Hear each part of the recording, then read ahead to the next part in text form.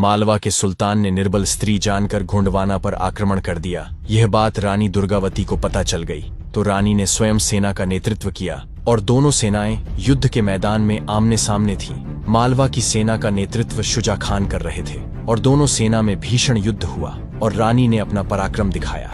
रानी के पराक्रम को देखकर लगा कि मां काली असुरों का संहार कर रही है और रानी लड़ते हुए शुजा खान को युद्ध की चुनौती दी और दोनों के बीच भीषण युद्ध हुआ और रानी ने शुजा खान का सर धड़ से अलग कर दिया और शुजा खान का सर रानी के हाथ में देख मुगल सेना भागने लगी। मालवा के सुल्तान को मारने के बाद रानी दुर्गावती सेना लेकर अपने राज्य में वापस आ गई और इस युद्ध का इतना क्षोभ हुआ कि आसपास के सभी मुस्लिम गोंडवाना राज्य से डरने लगे और काफी दिनों तक गोंडवाना राज्य पर किसी ने भी आक्रमण नहीं किया। ऐसे ही समय बीत गया और रानी दुर्गावती का पुत्र नारायण बड़ा हो गया था और उसकी शादी की बातें राज्य में होने लगी और रानी ने उसकी शादी करवा दी। और रानी दुर्गावती की पुत्र वधू इतनी सुंदर थी कि चारों तरफ उसके सौंदर्य के बारे में चर्चा होने लगी और बातें इतनी दूर तक गई कि दिल्ली के मुगल बादशाह अकबर के पास यह खबर पहुंच गई तो अकबर ने गोंडवाना राज्य में रानी दुर्गावती को एक संदेश भेजा। वासना से वशीभूत अकबर रानी दुर्गावती की सुंदरता और उनकी पुत्र वधू के सौंदर्य के किस्से सुन चुका था। उसके लालच और अहंकार ने उसे रानी दुर्गावती को अपमानजनक संदेश भेजने पर मजबूर किया। उसने संदेश में लिखा, मैंने सुना है कि आपकी पुत्र वधू अत्यंत सुंदर है, उसे मेरे हरम में भेज दीजिए।